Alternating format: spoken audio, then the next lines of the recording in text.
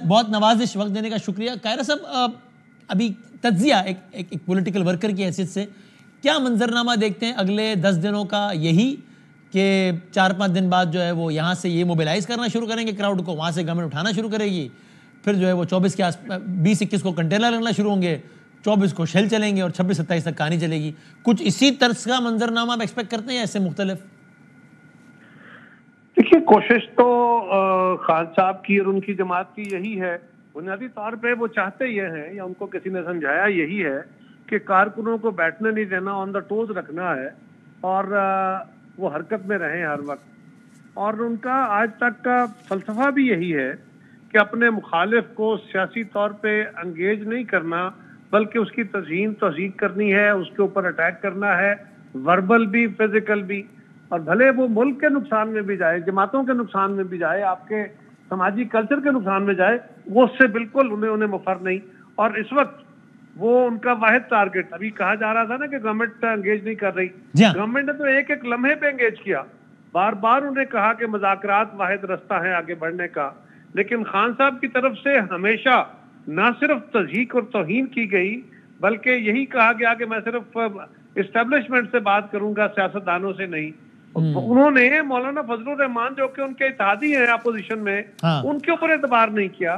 انہوں نے محمود خان اسکزئی صاحب کو ایک حد تک اختیار دیا اور پھر ان سے وہ اختیار واپس لے لیا کہ ہم ان کے پابند نہیں ہیں, ہم ان کا اختیار نہیں دے رہے. تو خان صاحب کسی طرح کی بات چیت کے حق میں نہیں ہے, لیکن یہ بات بھی بہرحال درست ہے کہ اگر وہ بات نہیں کریں گے تو ان کا سفر طویل اور مشکل ہوتا جائے گا اور ان کے ساتھی تھکتے جائیں گے. وسیم, ہمارا بڑا تجربہ ہے ریزسٹنس پالیٹکس کا, پیپلز پارٹی کا.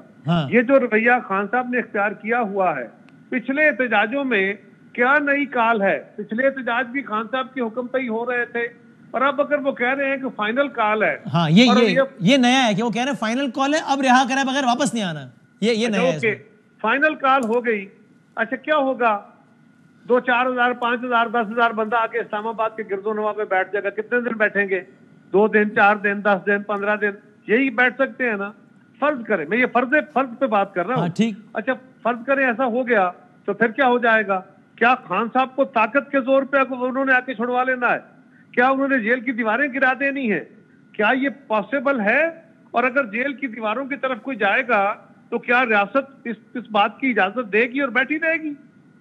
تو اگر ایسا ہوتا ہے کہ ان کی یہ کال بھی بری طرح ناکام ہوتی ہے اور وہ اپنی جماعت کے ساتھ بھی پہلے ہی وہ جانتے ہیں کہ اندر سے کیا ہو رہا ہے, تو پھر کیا وہ اپنی سیاست کے اوپر آخری کیل لگانے لگے؟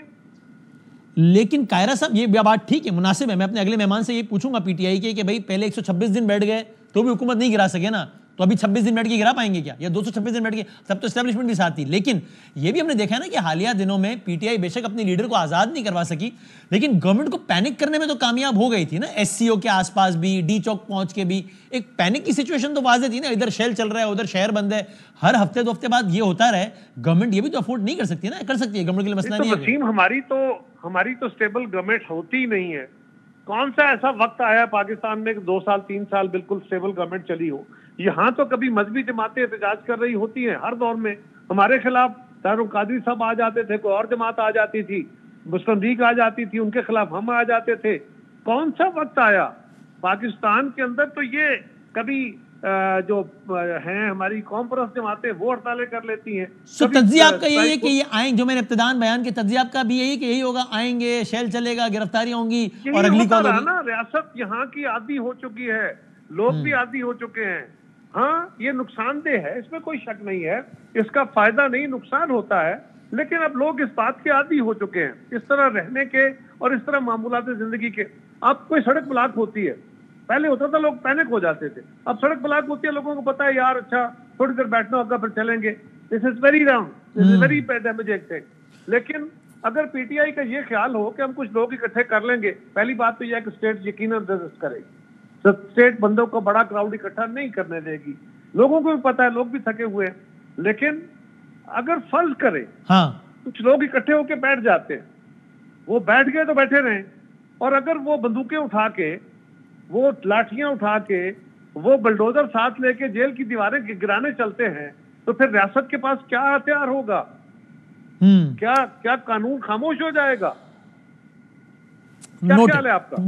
ظاہر ہے پھر ریئیکشن آئے گا اور وہ ریئیکشن اس سے زیادہ شدید ہوگا، نیچرل ہوگا وہ ایکشن سے زیادہ شدید ریئیکشن ہوگا اور اس میں مزید رائٹ لیٹس سی. بہت نوازش سر، بہت نوازش. قمر زمان کائرہ صاحب ختم کر سکتے ہیں کہ ان کی یہ رائے ہے کہ کچھ نیا نہیں ہوگا، ویسے ہی منظرنامہ ہوگا جیسے ہم نے پیش کیا. یہیں سے بات لے کے آگے چلتے ہیں. جناب علی محمد خان صاحب سینئر رہنما پاکستان تحریک انصاف کے